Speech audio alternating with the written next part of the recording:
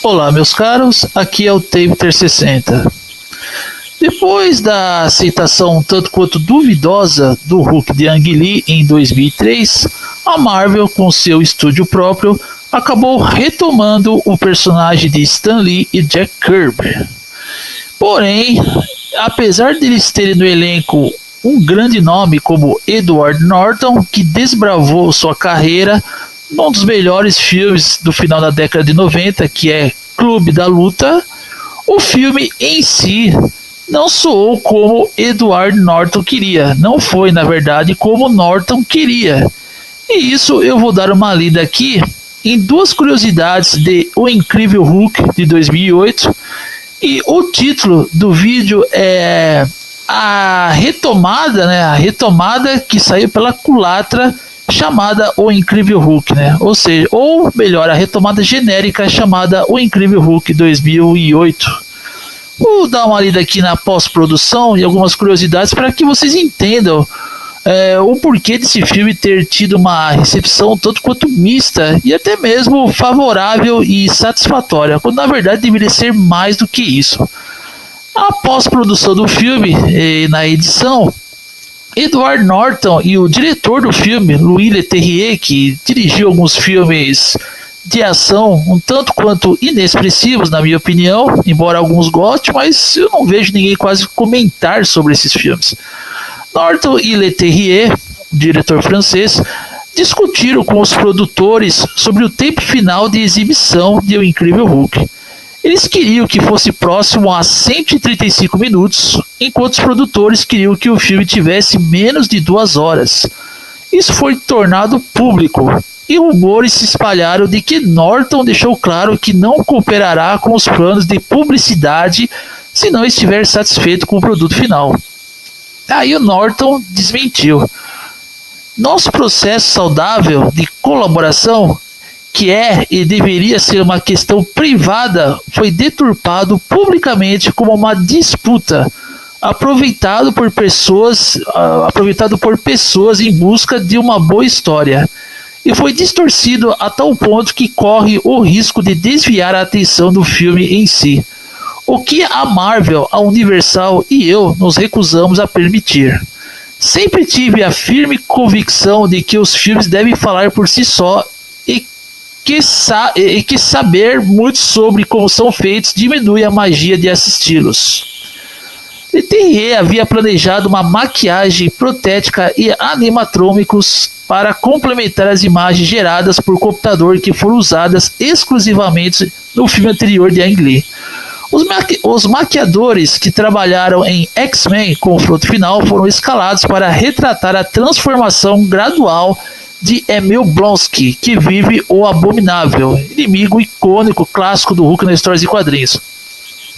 Que Zack Penn diz que retrataria Blonsky não estando acostumado a ter essas propriedades, como se ele fosse muito mais pesado, e nós conversamos sobre como quando ele anda pela calçada, seu peso destrói a calçada e ele está tropeçando. É tudo sobre a humanização desses tipos de personagens de super-heróis, mostrando os efeitos que a física pode realmente ter sobre eles. Tom Woodruff Jr. da Amalgamated Dynamics, que criou todos os figurinos para os filmes Alien desde Alien 3, estava em negociações e criou 2 bustos do Hulk em mãos protéticas para atuar como substitutos do personagem. Um animatrônico completo nunca foi criado, pois foi decidido que complicaria a produção para configurar as cenas para fantoche e, em seguida, uma computação gráfica. Um animatrônico foi usado para a cabeça mutante de Samuel Stearns, que faz o líder, outro personagem clássico da história do Hulk.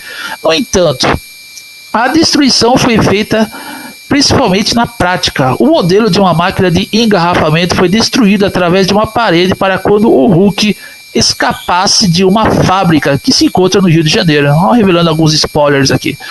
Os cineastas usaram vapor e gelo seco como gás para expelir fumaça do Hulk e destruíram em Hovan Real jogando um peso sobre ele durante as filmagens da batalha na Universidade Clover, que é uma referência ao Instituto Clover do piloto da série televisiva original de O Incrível Hulk, antológica.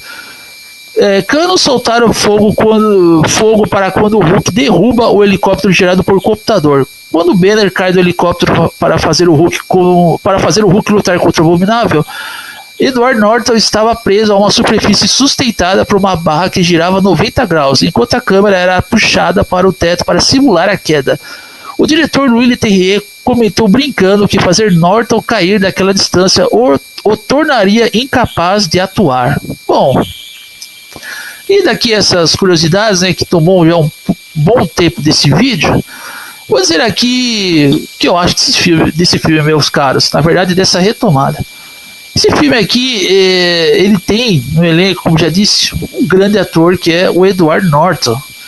Que para você mostrar a capacidade do Edward Norton, para quem ainda não conhece, é só você mencionar Clube da Luta. Mencionou Fight Club ou Clube da Luta, para a pessoa que ainda não assistiu o filme ou duvida da velocidade, né, do quão esse filme ele foi uma espécie de filme polêmico e até mesmo controverso, que é uma crítica ao consumismo.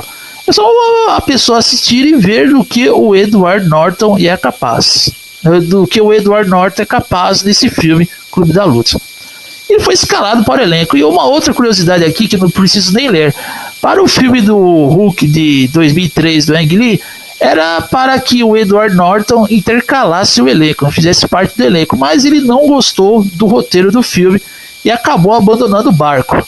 E aí tivemos a escalação do Eric Bana, um ator, enfim, né, um ator que quase ninguém conhecia.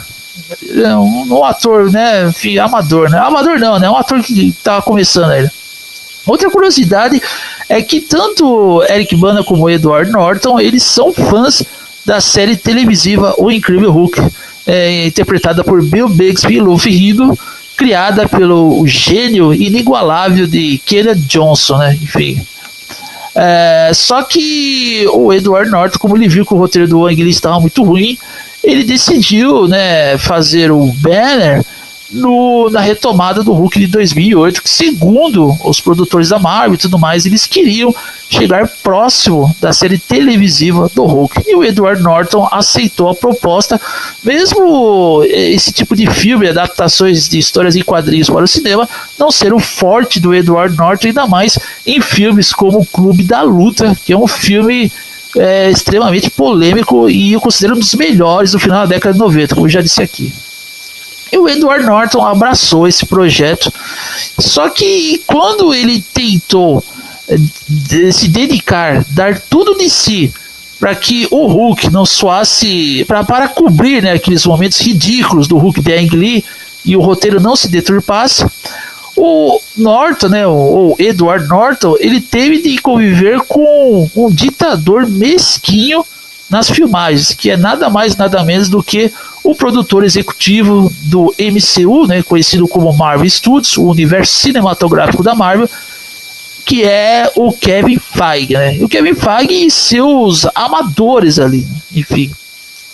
E conforme o que a gente viu em alguns depoimentos do Edward Norton, ele queria trazer toda aquela obscuridade de O Cavaleiro das Trevas de Christopher Nolan para O Incrível Hulk, para que de alguma forma esse filme ele servisse de inspiração, né, não só para os quadrinhos, como também para futuros filmes que viriam do Hulk, né, futuras sequências, e até mesmo, né, quem sabe, né, um prólogo para uma nova série televisiva, o que não aconteceu. E desde o Orkut, né, nas comunidades do Orkut, a gente começou a ler ali várias notícias, né, algumas notícias que foram tanto quanto tendenciosas, notícias não, notas tendenciosas, que deixaram o Norton como o grande culpado por ele ter interferido nas filmagens, né? Então isso é bem coisa do que a gente vê hoje em dia, né? A famosa inversão de fatos. A inversão de fatos que predominava já lá em 2008, como eu já disse aqui, né? Muito desse pessoal woke eles foram plantando já naquele período para que hoje tomasse o controle de tudo. E muitos acreditaram nisso, porque muitas pessoas, inclusive as pessoas que postavam na comunidade do Orkut, acreditaram que o Edward Norton ele foi o responsável por esse filme não ter sido tão bom, por ele ter interferido nas filmagens, e o ditadorzinho chamado Kevin Feige, junto com seus amadores, né, porque eles não entendem muito de cinema, embora eu tenha conseguido um resultado até bom, né, com Homem de Ferro, mas muito por conta de ter o Robert Downey Jr. e Jeff Bridges, grandes atores no elenco, né, um elenco até bem escalado. Eles conseguiram aquele bom resultado com o Homem de Ferro, mas não são pessoas que são peritas, né, na arte cinematográfica. Na verdade, o que o ditador Kevin Feige queria fazer ali era usar, né, dessa retomada do Hulk para que ele pudesse construir essa cronologia, né, desse universo cinematográfico para o que viria a ser a iniciativa Vingadores, né? Lá fora, Avengers The Initiative, enfim, tudo que ele queria era isso, né? E é por isso que, no geral, esse filme do Incrível Hulk, ele foi um filme muito genérico. A computação gráfica do Hulk já não era aquela computação da Industrial Light and Magic, aqueles animadores, né? Enfim, da Industrial Light and Magic, ILM, e que tornou o Hulk muito diferente, menos poderoso, porque eles queriam, né, no entender da Marvel, pode ser até que no entender do Edward Norton, quando ele queria fazer alguma coisa séria ali, ele queria deixar o Hulk bem próximo do que era o Lou Ferrigno na série televisiva. Só que aí ele, né, acho que ele combinou ali com o Kevin Feige, aqueles estagiários da Marvel, aqueles produtores e tudo mais, e que o Hulk deveria ser uma espécie de variação entre o seriado televisivo com o universo 616 e o universo Ultimate. Eu vou mostrar depois uma imagem do Hulk do universo Ultimate para que vocês tenham uma ideia, né, de como esse filme ele foi concebido.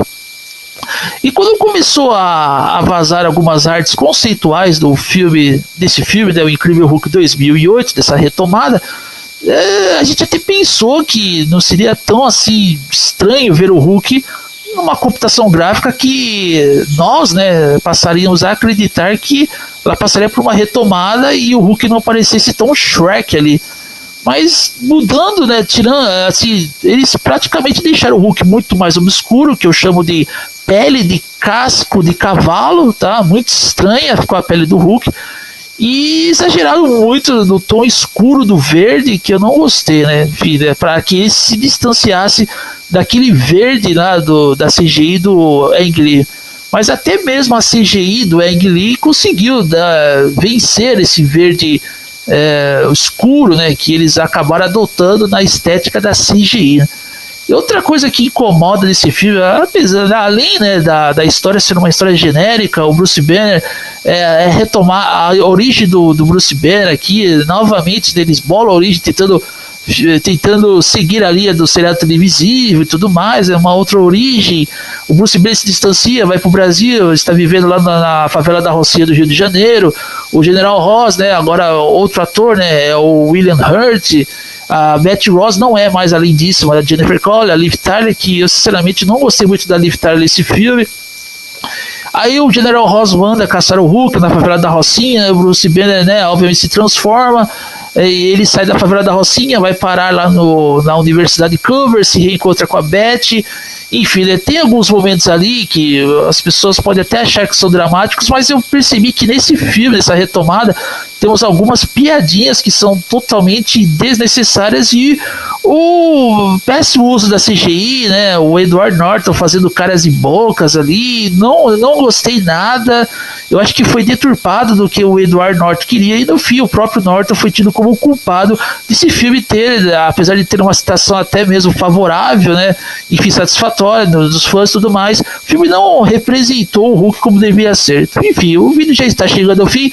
É uma retomada que sai pela culatra, uma retomada genérica, mas isso passaria a mudar, né? Porque quando eu falar do próximo filme, da próxima versão do Hulk, no vídeo posterior, eu vou soltar algumas coisas aqui que eu ainda não comentei, porque o vídeo já está muito longo, beleza? Vou ficando por aqui, meus caras. Um abraço e saudações do Taper 60.